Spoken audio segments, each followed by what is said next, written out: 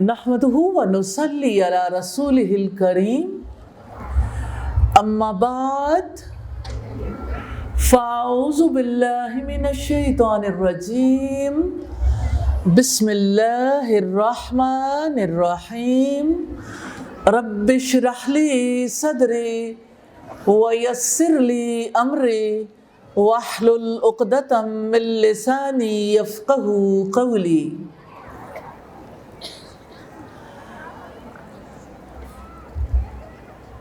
साल के 12 महीने होते हैं। जब से ज़मीन व आसमान बने हैं, अल्लाह ताला का ये निज़ाम जारी है। इन महीनों में से एक महीना ऐसा है जिसको अल्लाह ताला ने अपनी किताबों के नुज़ूल के लिए मुंतखब किया। वो महीना जिसके बारे में रब्बुल इज़्ज़त ने फरमाया, शहरु रमज़ान अल्लज़ी उन्ज़िल फ़ीहिल क़ुरआन। रमज़ान का महीना वो है जिसमें क़ुरआन नाजिल किया गया।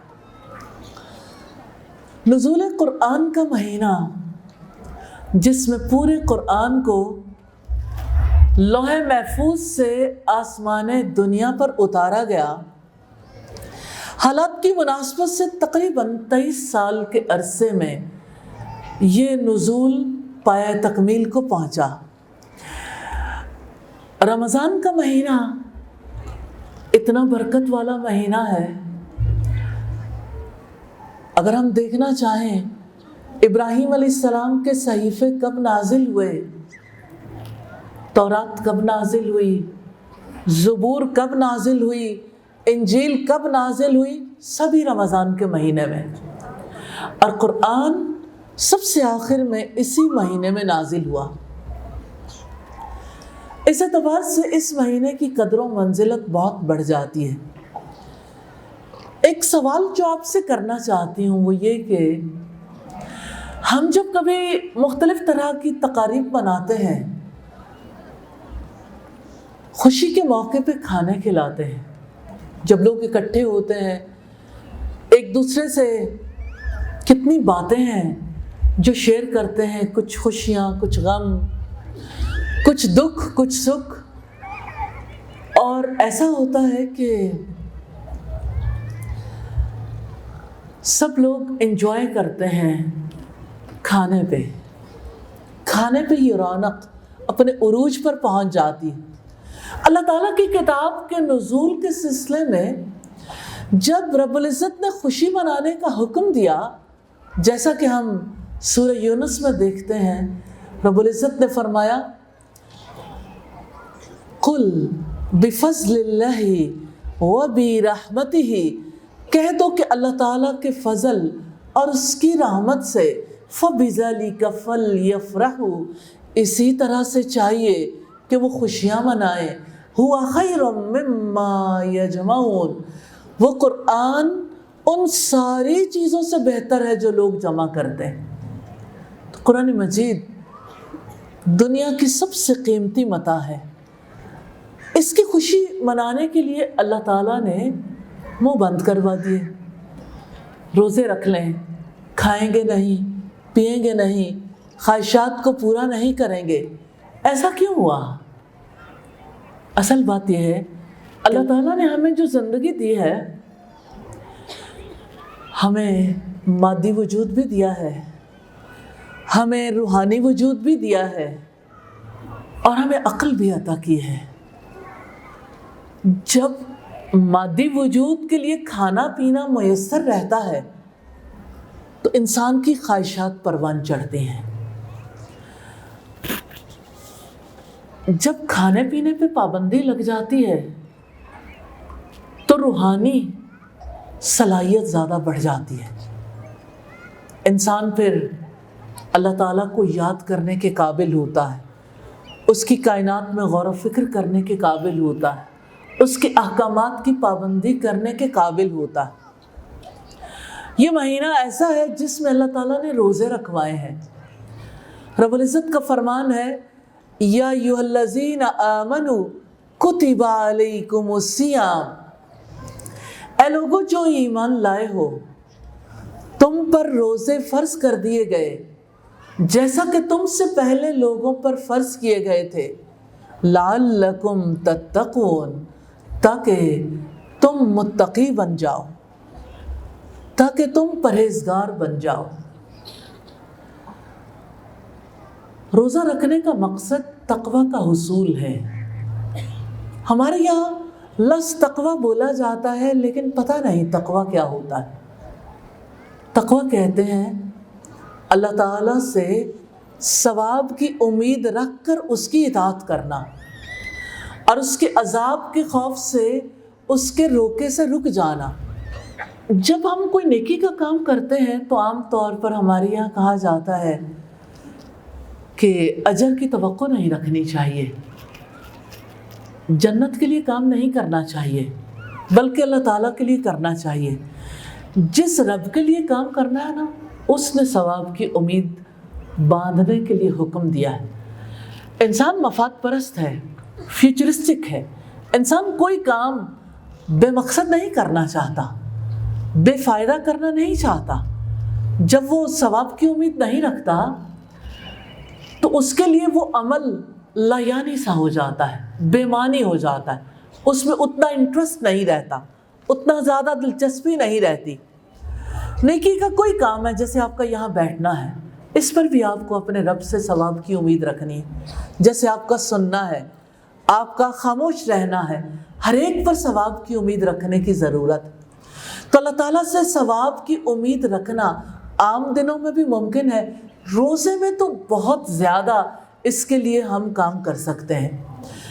دیکھیں، جب آپ روزہ رکھتے ہیں، آپ بھوک برداشت کرتے ہیں، پیاس برداشت کرتے ہیں، اور اس کی وجہ سے آپ کے لیے یعنی تھوڑا سا عام دنوں کے مقابلے میں مشقت ہو جاتی۔ آپ کے سامنے طرح طرح کے کھانے اور مشروبات ہوں، کوئی دیکھتا نہ ہو، پھر بھی آپ رک جاتے ہیں، کیونکہ آپ کے دل کو یقین آتا ہے اللہ تعالیٰ دیکھتا ہے۔ تو جب آپ اللہ تعالیٰ کے دیکھنے کی وجہ سے کھانے پینے سے رکتے ہیں تو آپ دراصل ثواب کی امید باندھتے ہیں کہ میری بھوک اور پیاس کا اجر میرا رب مجھے دے گا، الحمدللہ۔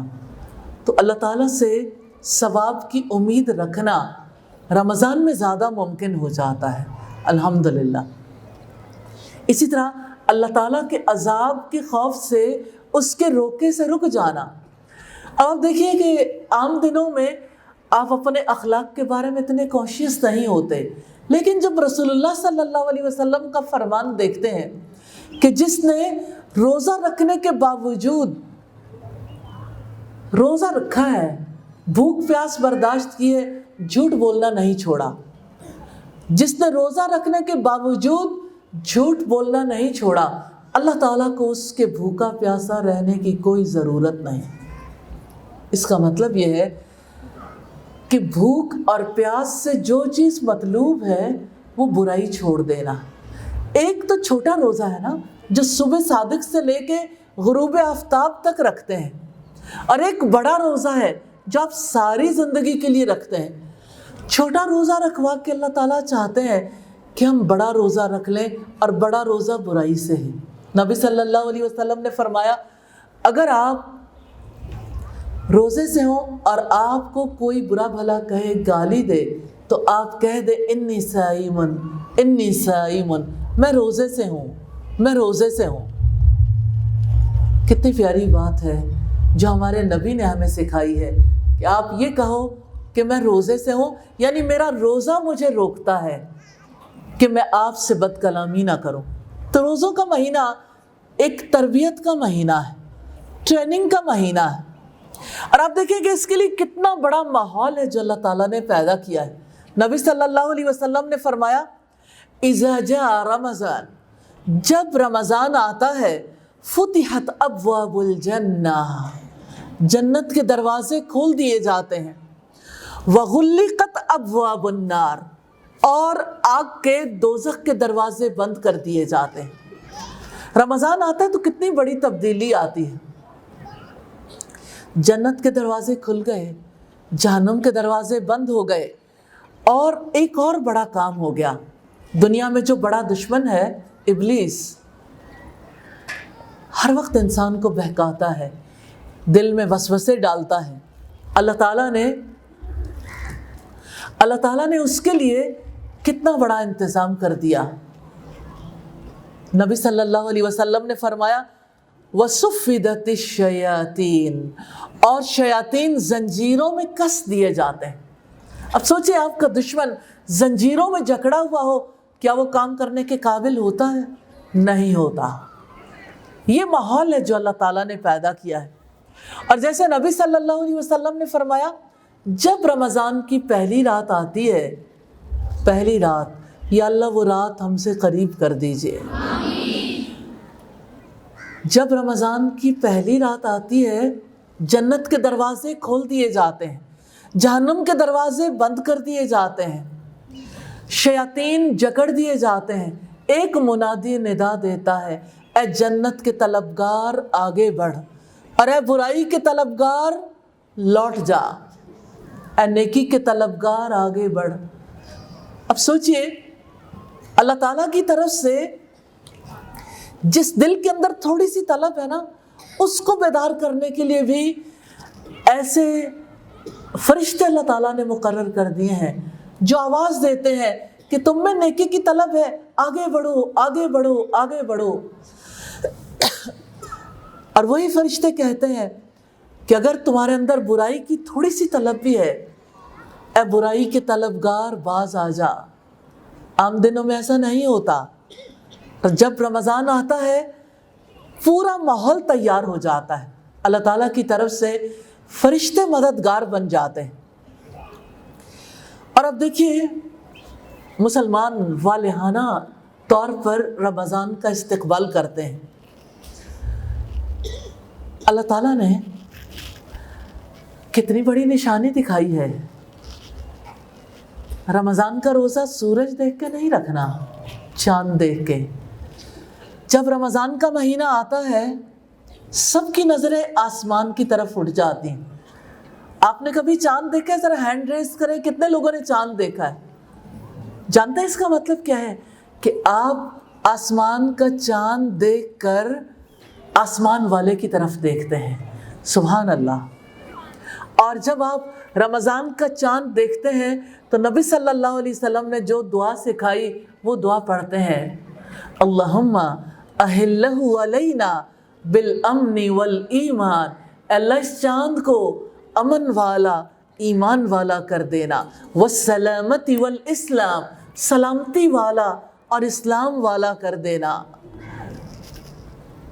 چاند کو دیکھ کر دعا ہے ایمان کی بھی، امن کی بھی۔ یہ کتنے امن والا دین ہے۔ سلامتی کی دعا کرتا ہے انسان، والسلامتی والاسلام، سلامتی کی بھی اور اسلام کی بھی۔ ربی وربک اللہ، اے چاند تیرا رب بھی اللہ ہے اور میرا رب بھی اللہ ہے۔ کتنا خوبصورت رشتہ ہے جو آسمان پر چمکنے والے چاند سے بن جاتا ہے۔ اللہ تعالیٰ نے اپنے نبی کے توسط سے کتنا خوبصورت میسج دیا ہے کہ تم زمین کے باشندے، چاند آسمان پر ہے، آسمان والوں اور زمین والوں میں رشتہ ایک ہے، ربی وربک اللہ، اے چاند تیرا رب بھی اللہ ہے اور میرا رب بھی اللہ ہے۔ رمضان کی پہلی رات آتی ہے، لوگ چاند دیکھتے ہیں، اس چاند کو دیکھتے ہی رونگٹے کھڑے ہو جاتے ہیں، بچے بڑے سب کوشش کرتے ہیں چاند دیکھیں۔ کچھ لوگ ٹی وی پہ اعلان کے منتظر رہتے ہیں، لیکن ہر ایک کا دھیان چاند کی طرف ہوتا ہے، اور اللہ تعالیٰ چاہتے ہیں چاند کے توسط سے چاند بنانے والے کی طرف دھیان ہو جائے۔ اور پھر کس طرح سے سب لوگ عشاء کی نماز، مغرب کے بعد عشاء کی نماز اور تراویح کا اہتمام کرتے ہیں کہ اللہ کے رسول صلی اللہ علیہ وسلم نے فرمایا من قام رمضان ایمانا و احتسابا غفر له ما تقدم من ذنبه، جس نے ایمان اور ثواب کی نیت کے ساتھ رمضان کی راتوں میں قیام کیا، اس کے پچھلے سارے گناہ معاف کر دیے جائیں گے، اس کے پچھلے سارے گناہ معاف کر دیے جائیں گے۔ اتنی بڑی بشارت ہے۔ دن رات ہم سے غلطیاں ہوتی ہیں، دن رات ہم سے ایسے کام ہوتے ہیں، نہیں چاہتے پھر بھی غلطیاں ہو جاتی ہیں، تو اللہ تعالیٰ اس قیام اللیل کی بدولت، تراویح کی بدولت پچھلے سارے گناہ معاف کر دیتے ہیں۔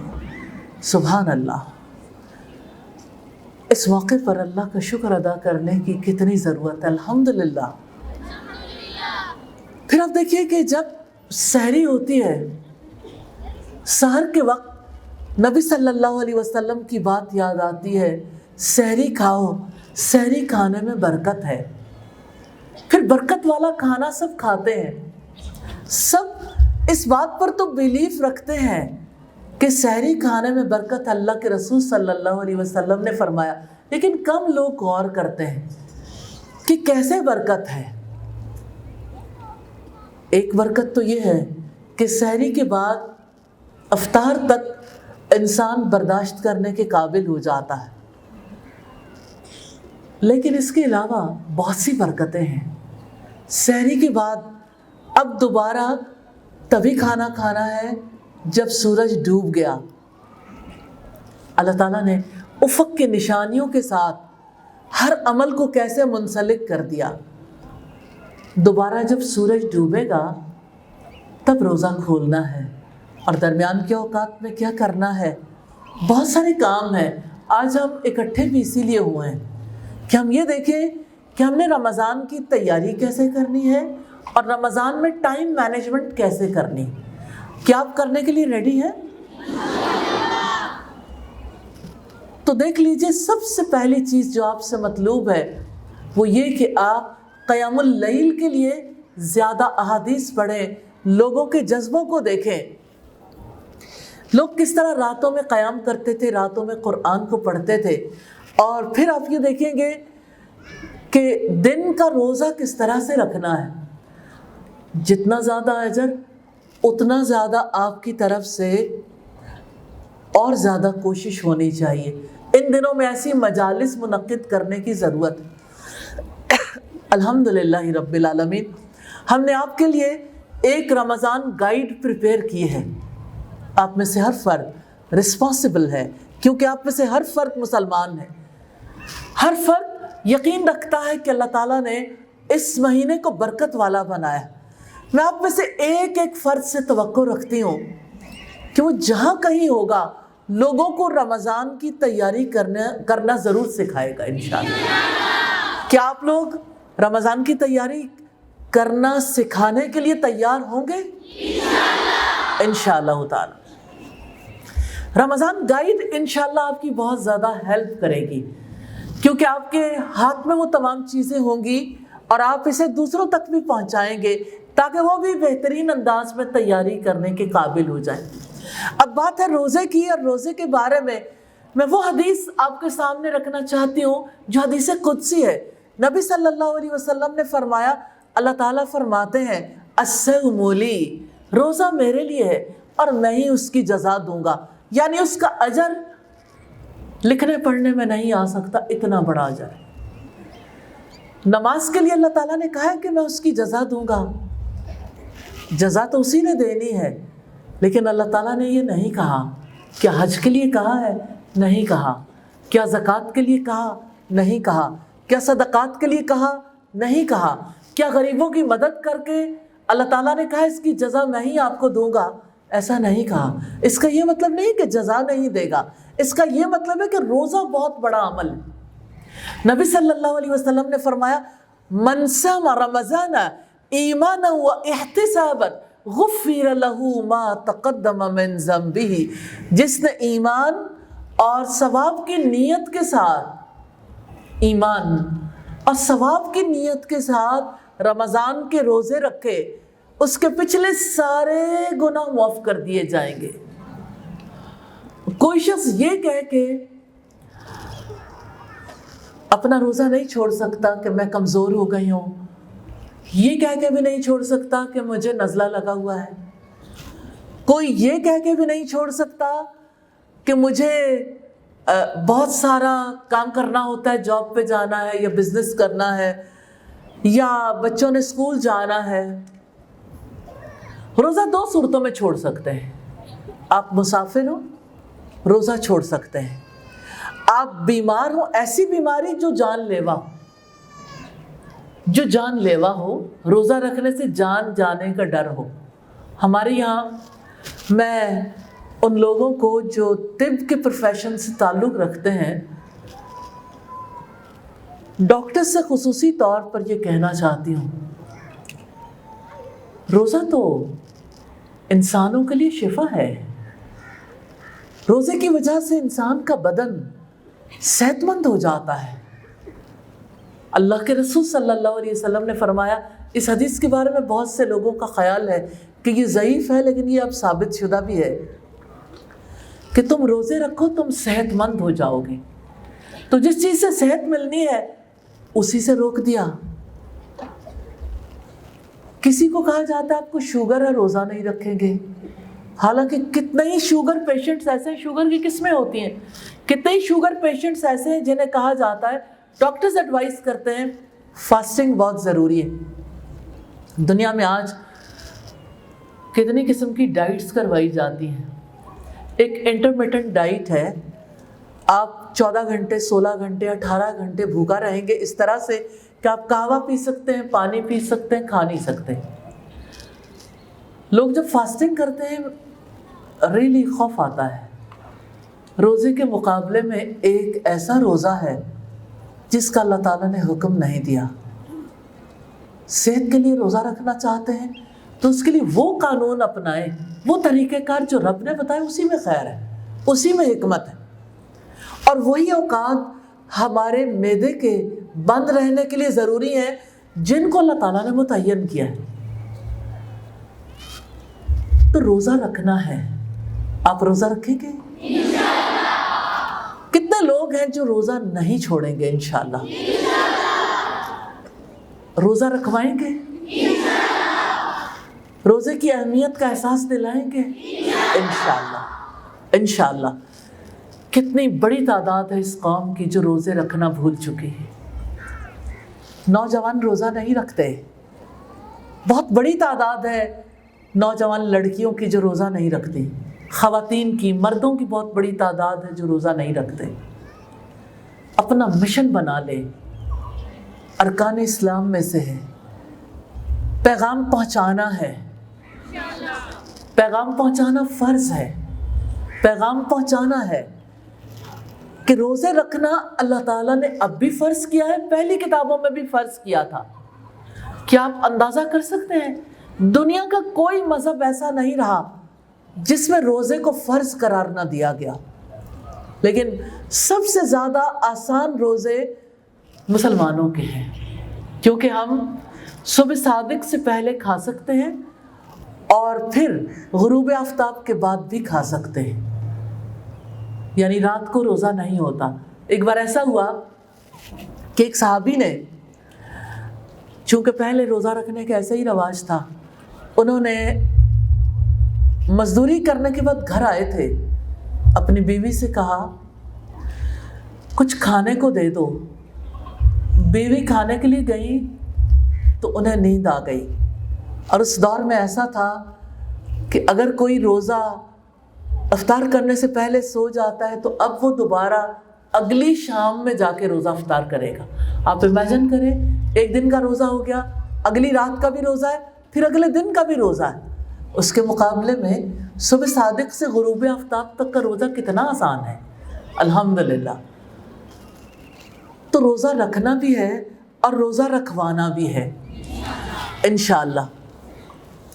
سب سے پہلی بات جو آتی ہے، باقی رمضان کے کام انشاءاللہ ہم ڈسکس کرتے ہیں، رمضان کی تیاری کیسے کریں۔ برکت والا مہینہ، بھلائیوں والا مہینہ ہے، اس کی خیر و برکت سے محروم نہیں رہنا انشاءاللہ، کیونکہ جو اس مہینے کی خیر و برکت سے محروم رہا وہ ہر قسم کی خیر و برکت سے محروم رہا، محروم نہیں رہنا۔ تو رمضان کی بھلائیوں کو، اس کی خیر و برکت کو سمیٹنے کے لیے رمضان سے پہلے تیاری کرنے کی ضرورت ہے۔ سب سے بڑی تیاری کیا ہے؟ کیا آپ جانتے ہیں رمضان میں سب سے بڑا کام کیا ہے؟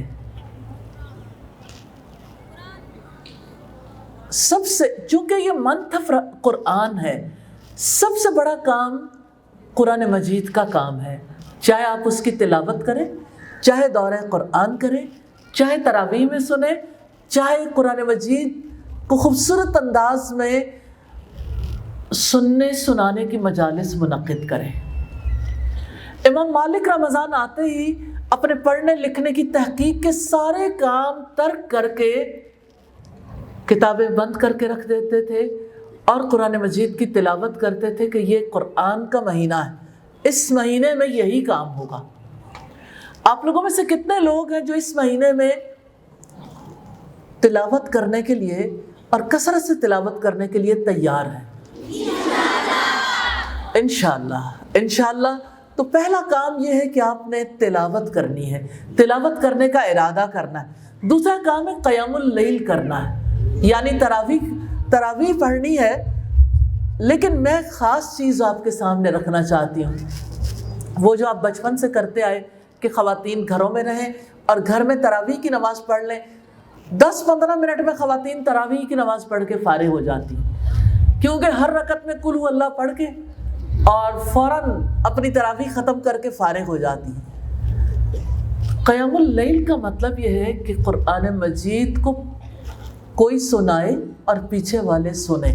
اگر آپ حافظ قرآن ہیں تو آپ دوسروں کو سنائیے، اور اگر آپ نے حفظ نہیں کیا تو ایسے میں جو قرآن سنانے والے ہیں ان کے پیچھے آپ بھی قرآن سنیں۔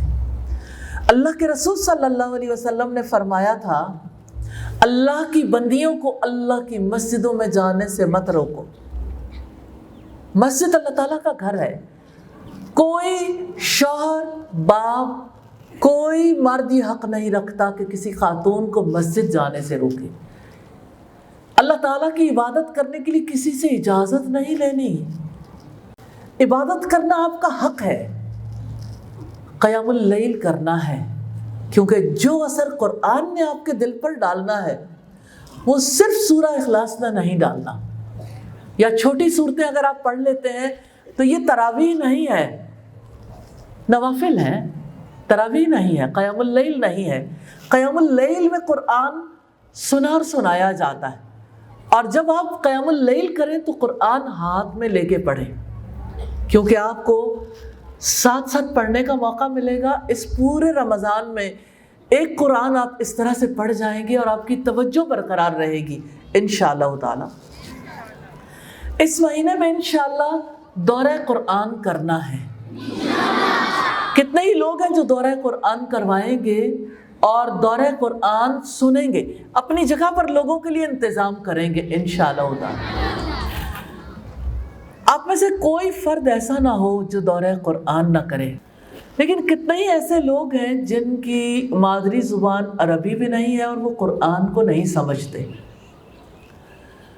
اس وجہ سے ہم نے دورہ قرآن کا یہ طریقہ اختیار کیا ہے کہ کچھ حصہ تو عربی زبان میں یعنی کلام اللہ ہو اور باقی اس کا ترجمہ پڑھ کر سنایا جائے، اور اس کے ساتھ ساتھ جہاں جہاں کوئی امپورٹنٹ باتیں ہیں اس کو ہلکا ہلکا واضح کر دیا جائے۔ دورہ قرآن رسول اللہ کی سنت ہے۔ سیدنا عبداللہ ابن عباس کہتے ہیں کان رسول اللہ صلی اللہ علیہ وسلم اجود الناس، اللہ کے رسول صلی اللہ علیہ وسلم سب انسانوں سے زیادہ سخی تھے۔ میں سوچتی ہوں آپ کتنے لوگ ہیں ماشاءاللہ بیٹھے ہوئے، آپ سے بھی زیادہ، آپ سے بھی، آپ سے بھی، ہم سب سے زیادہ، ہر زمانے کے لوگوں سے زیادہ سخی تھے۔ اور سیدنا عبداللہ ابن عباس کہتے ہیں کہ رمضان کے مہینے میں آپ کی سخاوت ریح مرسلہ کی طرح ہوتی تھی۔ جانتے ہیں اس کا کیا مطلب ہے؟ جیسے بہت تیز آندھی چلے، تیز آندھیوں سے بھی زیادہ آپ صلی اللہ علیہ وسلم سخاوت کرتے تھے۔ اور ایسا تب ہوتا تھا جب جبریل علیہ السلام آپ کو دورہ قرآن کروانے کے لیے آتے تھے، اور ایسا ہر رات ہوتا تھا۔ یعنی ہر رات میں حضرت جبریل علیہ السلام آپ کو دورہ قرآن کرواتے تھے۔ جتنا حصہ قرآن مجید کا نازل ہو چکا تھا اتنے حصے کو ریوائز کرواتے تھے،